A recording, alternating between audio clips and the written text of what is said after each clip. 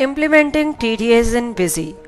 इस प्रेजेंटेशन के माध्यम से हम बिजी में टीडीएस इम्प्लीमेंट करने के बारे में जानेंगे। टीडीएस डिडक्ट किया जाता है इनकम जनरेशन पॉइंट पे, यानी कि एम्प्लॉयर या फिर जो भी पर्सन किसी को अमाउंट पे कर रहा है due to the services rendered by him, वो रिस्पॉन्सिबल है टीडीएस डिडक्ट करने के लिए और गवर्नमेंट को सबमिट कराने के लिए। इससे सबसे ज्यादा फायदा ये होता है कि टैक्स इन्वेजन जो है वो काफी हद तक कम हो जाता है, एज जो भी इनकम या जो भी कॉन्ट्रैक्ट का अमाउंट है वो पेई को तभी मिलेगा जब उसमें से टीडीएस डिडक्ट हो चुका होगा। बिजी में टीडीएस इम्प्लीमेंट करने के लिए एडमिनिस्ट्रेशन, कॉन्फ़िगरेशन, फीचर्स ऑप्शंस में टीडीएस टीसीएस टैब में हम जाएंगे। यहाँ पे सबसे पहले हमने एनेबल टीडीएस रिपोर्टिंग ऑप्शन को एनेबल किया। टीडीएस रिपोर्टिंग एनेबल करते ही काफ़ी सारी फील्ड्स एनेबल हो जाएंगी जिसमें आपको डेटा एंटर करना है। यहाँ पे सबसे पहले एक बटन आप देख रहे हैं, क्रिएट डिफॉल्ट टीडीएस कैटेगरीज। आप इस बटन को क्लिक कर सकते हैं डिफॉल्ट टीडीएस कैटेगरीज क्रिएट करने के लिए। बाय डिफॉल्ट टीडीएस एनेबल करने पर ये कैटेगरीज ऑटोमेटिकली क्रिएट हो जाएंगी। इसके बाद टीडीएस से जुड़ी details like TAN number, payers company, company address for eTDS TCS, इस तरीके से amount round off option button को क्लिक करके आप राउंडिंग ऑफ ऑप्शंस बता सकते हैं कि किस अमाउंट को आप राउंड ऑफ करना चाहते हैं। रिस्पॉन्सिबल पर्सन डिटेल बटन को क्लिक करके आपके ऑफिस के जो भी पर्सन हैं जो रिस्पॉन्सिबल हैं टीडीएस डिडक्ट करने और सबमिट कराने को गवर्नमेंट के लिए, उनकी डिटेल्स, एड्रेस, टेलीफोन नंबर, ये सब एंटर करेंगे। सेव बटन प्रेस करेंगे कॉन्फ़िगरेशन को सेव करने के लिए। इसके बाद नेक्स्ट मास्टर्स में देखिए टीडीएस कैटेगरी मास्टर अपीयर होना शुरू हो गया। यह इसलिए क्योंकि हमने कॉन्फ़िगरेशन में टीडीएस एनेबल किया है। टीडीएस से जुड़ी जितनी भी कैटेगरीज हैं बाय डिफॉल्ट यहाँ पे ऑटोमेटिकली क्रिएट हो जाती हैं टीडीएस एनेबल करने पर। आप ये टीडीएस कैटेगरी को ओपन करके देखिए, इसमें सेक्शन कोड, पेई कैटेगरी, थ्रेशोल्ड लिमिट क्या है, यदि पैन है तो कितना % टीडीएस डिडक्ट होना है, विदाउट पैन कितना टीडीएस डिडक्ट होना है और सरचार्ज परसेंटेज क्या है, ये सब यहाँ पे पहले से डिफाइंड है। थ्रेशोल्ड लिमिट आपकी स्पेसिफाई करती है कि मैक्सिमम लिमिट, उसके बाद जो अमाउंट होगा उस पे जो है टैक्स डिडक्ट होगा। यदि आप कोई नई टैक्स कैटेगरी इनके अलावा बनाना चाहते हैं तो वो tax category add option use करके आप क्रिएट कर सकते हैं। इसके बाद हम मास्टर्स अकाउंट में न्यू पार्टी अकाउंट ऐड करेंगे। यहाँ पे हमने एक्मे एडवर्टाइजमेंट कंपनी का एक अकाउंट ऐड किया।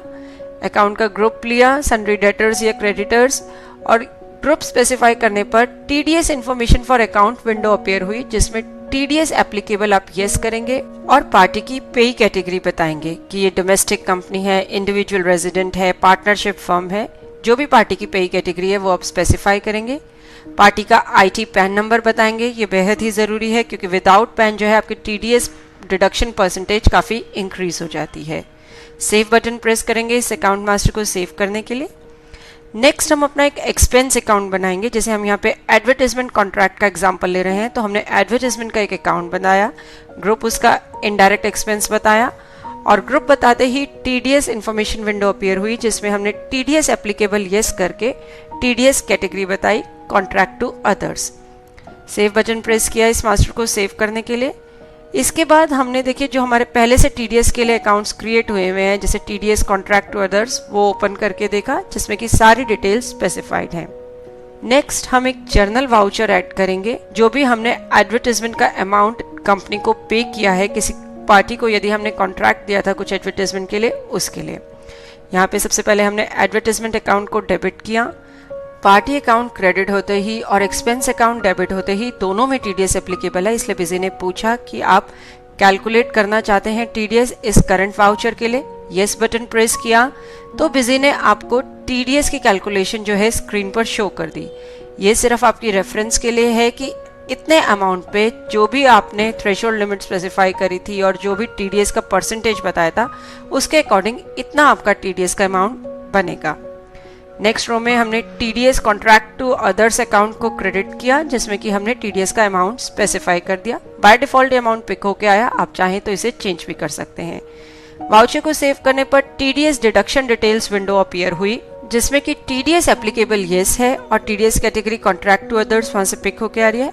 यहाँ पे आपने रेफरेंस नंबर बताया और सारी डिटेल्स ऑटोमेटिकली इसमें फिल हो गई। आप चाहें तो इन डिटेल्स को चेंज कर सकते हैं। जैसे एक्सपेंस अमाउंट है आपका, टीडीएस डिडक्शन ऑन किस डेट पे, एक्सपेंस डेट, एक्सपेंस अमाउंट, इस तरीके से। सेव बटन प्रेस करेंगे वाउचर को सेव करने के लिए। ये तो हुआ हमारा टीडीएस डिडक्शन का वाउचर। अभी तक हमने एक कॉन्ट्रैक्ट दिया था एक पार्टी को जिसपे कि टीडीएस डिडक्ट किया है। नेक्स्ट हम एक पेमेंट वाउचर एंटर करेंगे जो हमने गवर्नमेंट को डिपॉजिट कराया है टीडीएस का अमाउंट। यहाँ पे हमने TDS contract to others account को डेबिट किया 1600 से और State Bank of India 1600 amount से क्रेडिट कर दिया। वाउचर को सेव करने पर एक adjust TDS reference window appear हुई। इसमें देखिए कॉन्ट्रैक्ट टू अदर्स जो है टीडीएस कैटेगरी लेते ही बिजी ने आपको रेफरेंस नंबर शो कर दिया जो आपने जर्नल वाउचर में क्रिएट किया था, यानी कि इस रेफरेंस के अगेंस्ट में हमने पेमेंट की है। बॉटम में आप टीडीएस सबमिशन से रिलेटेड डिटेल्स एंटर करेंगे, जैसे किस क्वार्टर का पेमेंट है, date of tax deposited, challan number, cheque number जिसके थ्रू आपने डिपॉजिट किया है, bank where tax deposited, bank जिसमें कि आपने टैक्स डिपॉजिट किया है, और उस बैंक में अकाउंट मास्टर में अलियास फील्ड में जो भी कोड होगा वो एज BSR कोड जो है बैंक का ट्रीट होगा। सेव बटन प्रेस करेंगे वाउचर को सेव करने के लिए। नेक्स्ट हमने एक और जर्नल वाउचर एंटर किया। यहाँ पे हमने एडवर्टाइजमेंट अकाउंट को 25,000 से डेबिट किया और एक्मे एडवर्टाइजमेंट अकाउंट को क्रेडिट किया। टीडीएस कैलकुलेशन विंडो अपीयर हुई, यस बटन प्रेस किया और यहाँ पे हमने एक और न्यू टीडीएस की रेफरेंस क्रिएट करी, यानी कि अगेन हमने इस कंपनी को एक कॉन्ट्रैक्ट दिया है जिसके अगेंस्ट में हमने टीडीएस डिडक्ट किया है। सेव बटन प्रेस करेंगे वाउचर को सेव करने के लिए। अब देखिए फॉर एनी रीजन अगर ये आपका कॉन्ट्रैक्ट कैंसिल हो जाता है तो इस केस में आपको टीडीएस रिवर्सल चाहिए होगा। उसके लिए हम अगेन एक जर्नल वाउचर एंटर करेंगे जिसमें एक्मे एडवर्टाइजमेंट अकाउंट यानी कि हमारे पार्टी अकाउंट को डेबिट करेंगे। TDS contract to other account को भी हम डेबिट करेंगे 500 रुपीज से, पार्टी अकाउंट को 24,500 से और एडवर्टाइजमेंट अकाउंट को क्रेडिट करेंगे 25,000 से। सेव बटन प्रेस करने पर एक टीडीएस रिवर्सल विंडो अपीयर हुई। जो हमने रेफरेंस नंबर क्रिएट करी थी जर्नल वाउचर में, रेफरेंस नंबर 2, उसके अगेंस्ट में इस जो ट्रांजैक्शन है उसको एडजस्ट कर दिया, यानी कि जो हमने जर्नल वाउचर पहले एंटर किया था 25,000 के कॉन्ट्रैक्ट में, उसके अगेंस्ट में हमने ये टीडीएस रिवर्सल के लिए एक वाउचर एंटर कर दिया। इसके बाद आप डिस्प्ले टीडीएस रिपोर्ट्स में जाके टीडीएस से जुड़ी रिपोर्ट्स व्यू कर सकते हैं। फॉर्म 26 की रिपोर्ट हम सबसे पहले देखते हैं फर्स्ट क्वार्टर के लिए। तो देखिए इसने सारी डिटेल्स आपको शो कर दी, टीडीएस कैटेगरी, टोटल टैक्स जितना भी था, इंटरेस्ट का यदि कोई अमाउंट था, इस तरीके से। इसके बाद फॉर्म 26 क्यू एनेक्स्चर देखते हैं। यहाँ पे हमने टीडीएस कैटेगरी सिलेक्ट करी, कॉन्ट्रैक्ट टू अदर्स, और जितनी भी डिटेल्स थी एज पर गवर्नमेंट स्पेसिफिकेशंस वो स्क्रीन पे आपको नजर आ गई।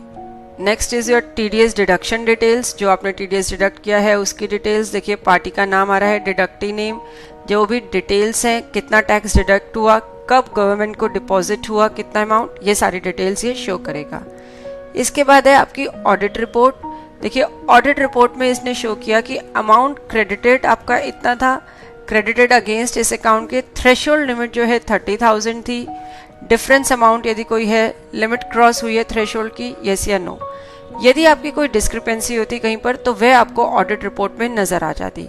फॉर एग्जाम्पल देखिए यहाँ पे हम एक जर्नल का वाउचर एंटर करते हैं जिसमें हमने अगेन एडवर्टाइजमेंट अकाउंट को 30,000 से डेबिट किया और पार्टी अकाउंट को 30,000 से क्रेडिट कर दिया। इस वाउचर में हालांकि हमें टीडीएस डिडक्ट करना चाहिए था लेकिन टीडीएस हमने डिडक्ट नहीं किया। अब यदि हम ऑडिट रिपोर्ट व्यू करते हैं तो इस केस में देखिए उसने हमें शो करा 30,000 जो था उस पर 600 टीडीएस का अमाउंट बनता था जो हमें डिडक्ट करना चाहिए था, जो कि हमने नहीं किया, तो डिफरेंस अमाउंट जो है 600 रुपीज़ का है। तो इस तरह की कोई डिस्क्रिपेंसी होगी तो वो आपको ऑडिट रिपोर्ट में शो हो जाएगी। इसके बाद नेक्स्ट हम एक पेमेंट का वाउचर यहाँ पे एंटर कर रहे हैं 15 अप्रैल को। यहाँ पे हमने एक्मे एडवर्टाइजमेंट कंपनी को 50,000 रुपीज़ का पेमेंट किया है। क्रेडिट किया हमने स्टेट बैंक ऑफ इंडिया को 49,000 रुपीज़ से और 1,000 रुपीज़ जो है हमने टीडीएस कॉन्ट्रैक्ट टू अकाउंट में। सेव बटन प्रेस किया, TDS deduction details window appear हुई जिसमें हमने रेफरेंस नंबर 3 क्रिएट करी। 50,000 रुपीज़ हमारा एक्सपेंस अमाउंट था जिसपे 1,000 रुपीज़ टीडीएस जो है डिडक्ट हुआ। नेक्स्ट अब हम एक जर्नल का वाउचर यहाँ पे एंटर कर रहे हैं। ये वाउचर हमारा 25 अप्रैल का है जब एक्चुअली हमने जितना भी एक्सपेंस बनता था कंपनी को पे किया है। यहाँ पे हमने दिखाया जर्नल वाउचर में कि 2 लाख रुपीस हमारा टोटल एक्सपेंस था। एक्मे एडवर्टाइजमेंट कंपनी के अकाउंट को क्रेडिट करते ही टीडीएस कैलकुलेशन के लिए विजी ने पूछा और यस बटन प्रेस करते ही टीडीएस कैलकुलेशन विंडो शो कर दी, जिसमें 2 लाख रुपीस पे 4000 रुपीज आपका टीडीएस का अमाउंट बनता है। हमने लेकिन यहाँ पे 3000 रुपीज टीडीएस डिडक्ट किया क्योंकि 1000 रुपीज हम ऑलरेडी डिडक्ट कर चुके हैं जब हमने 50,000 की पेमेंट करी थी। यहाँ पे हमने रेफरेंस नंबर 4 क्रिएट करी और एक्सपेंस अमाउंट को हमने 1,50,000 लिया, 2 लाख नहीं लिया क्योंकि 50,000 पे जो टीडीएस है वो हम ऑलरेडी डिडक्ट कर चुके हैं। इसके बाद हमने पेमेंट का वाउचर एंटर किया, जो भी टीडीएस का अमाउंट जो है हम गवर्नमेंट को डिपॉजिट करा रहे हैं। एडजस्ट टीडीएस रेफरेंस विंडो में हमने देखिए रेफरेंस नंबर 3 और 4 को सिलेक्ट किया। Reference number 3 50,000 and reference number 4 1,50,000 और 1,000 और 3,000 रिस्पेक्टिवली टैक्स जो है डिडक्ट हुआ है। टीडीएस डिडक्शन से जुड़ी details like challan number, cheque number enter करी और वाउचर को सेव किया। इसके बाद हम प्रिंट ईमेल एसएमएस मेन्यू में टीडीएस रिपोर्ट्स में ई टीडीएस रिटर्न जनरेट करना देखेंगे। E TDS return option select करने पर हमने e TDS return non salary again select किया। ई टीडीएस का फाइल नेम बताया, टीडीएस से जुड़ी डिटेल्स बताई और ओके बटन प्रेस किया। यहाँ पे देखिए जो भी आपने पाथ स्पेसिफाई किया था वहाँ पे फॉर्म 26Q जो है फाइल आपकी जनरेट हो गई है। इसके बाद TDS file validation utility use करके आप ये फाइल का पाथ बताएंगे। फॉर्म 26Q जहाँ पे आपकी जनरेट हुई थी उसका पाथ बताएंगे, वहां से इस फाइल को सिलेक्ट करेंगे। चलान इनपुट फाइल नेम, जो भी आपकी चलान फाइल आपको मिली थी डिपॉजिट कराने पे टीडीएस का अमाउंट, उसका पाथ आप यहाँ पे बताएंगे। एरर फाइल पाथ, यदि कोई एरर जनरेट होता है तो उसकी फाइल कहाँ क्रिएट करनी है वो आप यहाँ पे पाथ बताएंगे। And consolidate file name and path, अगर विदाउट एरर जो भी आपका ई रिटर्न जनरेट होगी फाइल उसका पाथ आप यहाँ पे बताएंगे और वैलिडेट बटन प्रेस करेंगे इसको वैलिडेट करने के लिए, इस फाइल को जनरेट करने के लिए। यहाँ पे देखिए जो हमने पाथ बताया था वहाँ पे एक एरर फाइल जनरेट हो गई क्योंकि कुछ एरर था। यदि कोई एरर नहीं होगा तो एक फाइल जनरेट हो जाएगी जिसको कि आप गवर्नमेंट की साइट पे अपलोड कर सकते हैं। ई रिटर्न फाइल होगी वो आप जो है गवर्नमेंट की साइट पे अपलोड कर सकते हैं। होप इस प्रेजेंटेशन के बाद आप इजीली विजी में टीडीएस इंप्लीमेंट कर पाएंगे। देखने के लिए धन्यवाद और वीडियोस के लिए हमारे YouTube चैनल पर सब्सक्राइब करें।